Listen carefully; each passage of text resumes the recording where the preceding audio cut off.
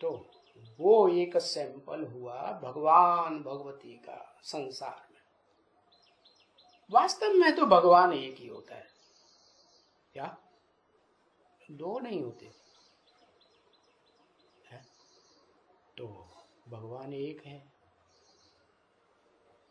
तो क्या परिपूर्ण नहीं है? परिपूर्ण है। हा? फिर विजय लक्ष्मी को आने की क्या दरकार है? परिपूर्ण है? नहीं। अच्छा, तो शास्त्रों में क्या शंकर जी को कभी अकेला नहीं दिखाया गया? हमेशा गृहस्थी में ही दिखाया है? दिखाया है ना? वैरागी भी होके रहे कि गृहस्थी होके रहे हमेशा है? पक्का वैरागी। तो भारतीय परंपरा में बात आती है कि पहले गृहस्थी भी हो फिर बाद में सन्यासी हो। तो पहले गृहस्थी के बाद में सन्यासी, या पहले सन्यासी फिर बाद में गृहस्थी?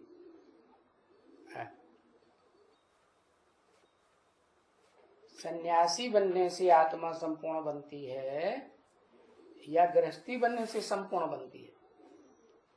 ऐसी परिपूर्ण आत्मा जो एकदम स्वाधीन हो। किसी आत्मा की, जो भी इस सृष्टि की आत्माएं पार्टधारी हैं, उनमें से किसी का आधार लेने की दरकार नहीं, किसी का आश्रय नहीं, किसी के अधीन नहीं। तब कहेंगे भगवान, या अधीन हो जाए तब कहेंगे भगवान?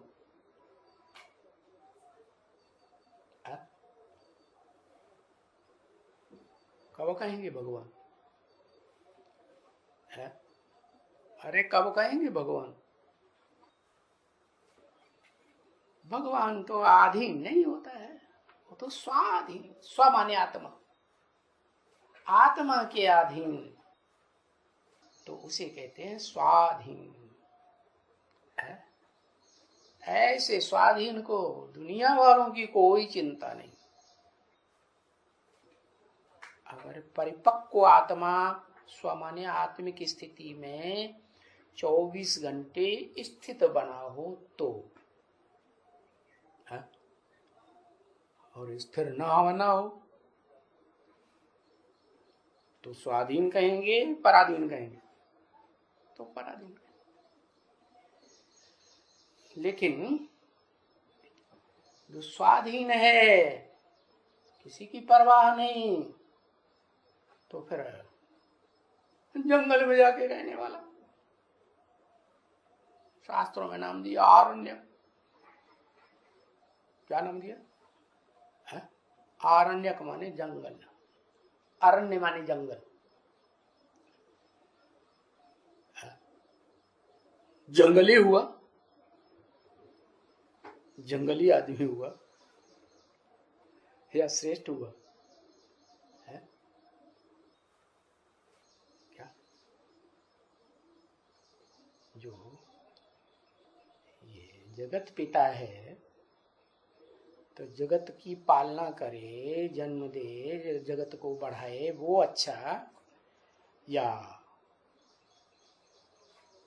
सिर्फ खलास कर दे वही अच्छा है? खलास कर दे,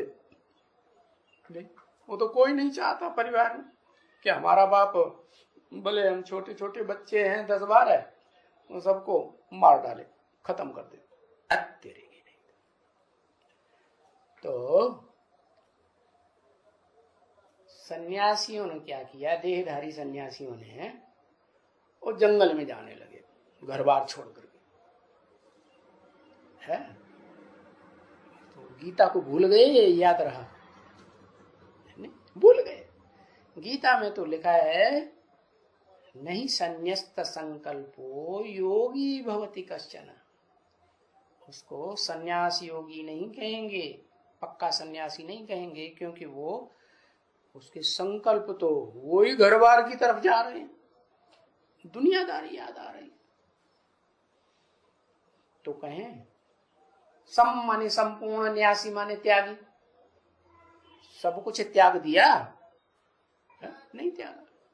वो दृष्टि में वो ही आते रहते हैं, मन की दृष्टि में, बुद्धि की दृष्टि है, मन में वो ही याद आते रहते हैं, घर परिवार वाले, बाल बच्चे, मित्र संबंधी, बीवी बाल बच्चे। तो सन्यासी नहीं कहेंगे, संपूर्ण न्यासी नहीं हुआ। तो संपूर्ण न्यासी का अर्थ बाबा आकर बताते हैं कि कुछ भी याद ना आए। क्या? एक शिव बाप, दूसरा न कोई। शिव बाबा नहीं, क्या? एक शिव बाप। कौन बाप? बिंदु बाप, बस। तो जिसको याद करेंगे तो क्या बनेंगे? मैं भैंस हूं, मैं भैंस हूं, मैं भैंस हूं, मैं भैंस हूं, मैं भैंस हूं। बाबा मिसाल देते हैं। तो और खिड़की में से कैसे निकले? मैं तो भैंस हूं इतनी बड़ी, खिड़की तो छोटी होती है। वैसा ही बन जाएगा ना जिसको याद करेगा। तो निराकारी स्टेज धारण कर लेता है, और 100% निराकारी स्टेज धारण करता है पक्का सन्यासी की परसेंटेज में धारण करता है। एक ही है संसार में जो पक्का सन्यासी भी बनता है।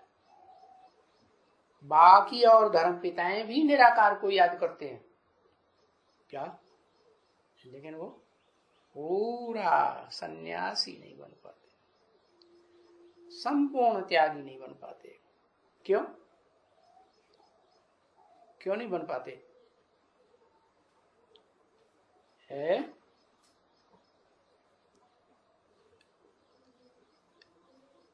क्योंकि वो आत्माएं जिन देहधारियों के संग के रंग में आती रही हैं जन्म जन्मांतर, वो देहधारी ही जरूर याद आते। क्या? 84 जन्मों का, उनमें भी खास 63 जन्मों का हिसाब किताब जो है वो संगम युग में अदा करना पड़ता है कि नहीं है? तो धर्म पिताएं तो सब आते ही हैं नरक की दुनिया में।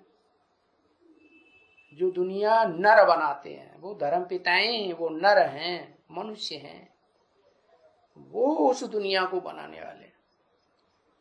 तो जो दुनिया बनाई है जन्म जन्मांतर, वो ज्यादा याद आएगी या वो याद आएगा जिसने आकर ऐसा ज्ञान दिया कि जिस ज्ञान को धारण करके, क्या, जिस सच्चाई को 100% धारण करके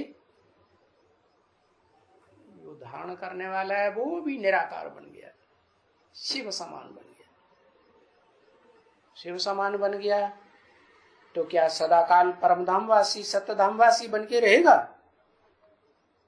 भाव क्या है उसके अंदर? अरे सुख भोगने का भाव है या नहीं है?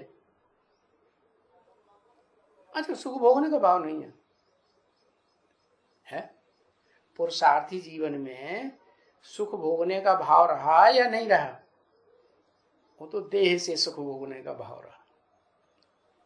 लेकिन जो सुख बाप देते हैं है, वो सुख तो कोई नहीं दे सकता।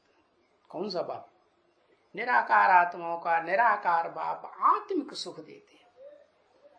उस आत्मिक सुख को कहा जाता है अतीन्द्रिय सुख। वो देह का सुख नहीं होता है, इंद्रियां देह में होती हैं, वो इंद्रियों से परे का सुख देता है। तो ऐसा सुख लेने वाला जब बनता है तो उससे अतीन्द्रिय सुख की जो सृष्टि है वो मन वचन कर्म, कर्म इंद्रियों की, ज्ञान इंद्रियों की और मन की सृष्टि नहीं है, क्योंकि मन का लगाव इंद्रियों में रहता है।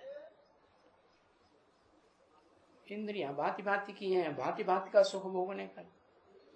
ये तो एक ही है, आत्मिक सुख, उस आत्मा का सुख भोगना जो आत्माओं की दुनिया में सबका बाप, परम पिता कहा जाता है, सुप्रीम गॉड फादर कहा जाता है।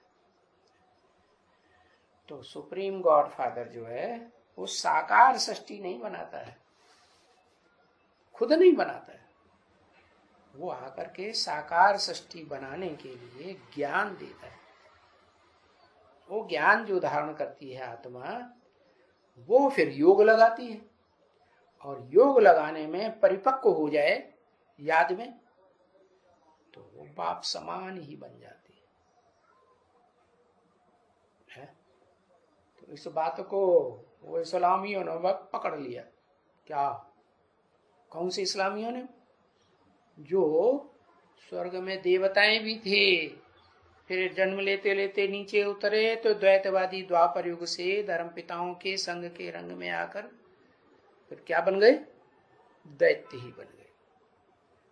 वास्तव में द्वापर के शुरुआत में उन्हीं की बुद्धि में आया था। क्या?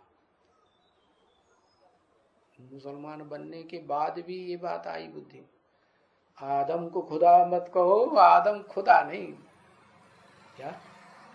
वो बाप, कोई बच्चा कहे, बड़ा बच्चा बाप का, कि मैं बाप बन गया है, तो ये बेइज्जती की बात है या इज्जत की बात है? बाप बन गया माने अम्मा का बाप बन गया है, अम्मा से कनेक्शन हो गया, ये तो बड़ी खराब बात हो गई। ये तो कृष्ण के लिए कह दिया है लोगों ने। कृष्ण की पूजा मंदिरों में बच्चे के रूप में करेंगे, हैं? तो समझते हैं 16 कला संपूर्ण पवित्र था, लेकिन फिर गीता माता का भगवान बना दिया, गीता पति भगवान। अरे जब गीता का पति हो गया तो माता से कनेक्शन हो गया ना, है? और गीता वास्तव में किसने सुनाई? कौन सी आत्मा ने सुनाई? अरे कृष्ण बच्चे ने सुनाई क्या? अरे गीता में तो राजयोग का ज्ञान है, राज की बातें भला बच्चा क्या जाने। बच्चा बड़ा होता है, नौजवान होता है, तभी तो राज की बातें समझता है? राज की बातें गुप्त रखी जाती हैं, यह सबको बताई जाती है? गुप्त रखी जाती ना। तो बताया क्या कि वो बच्चा जो है वो तो खराब बात हो गई, उस बच्चे को गीता माता का पति बनाई दिया। नहीं, उस कृष्ण को क्रिश्चियंस ने फॉलो किया तो वो भी वैसे ही बन गए। क्या भारत माता को पहचाना? नहीं पहचाना। जगदम्बा को पहचाना या भारत माता को पहचाना है? जगदम्बा को पहचाना होगा, भारत माता को नहीं पहचाना। जो भारत माता पहले पहले भगवती का पार्ट हो जाती है। तो साकार सृष्टि बनाने के लिए वो अव्वल नंबर सन्यासी को भी क्या बनना पड़े? साकार सृष्टि में साकार माता चाहिए सृष्टि रचने के लिए।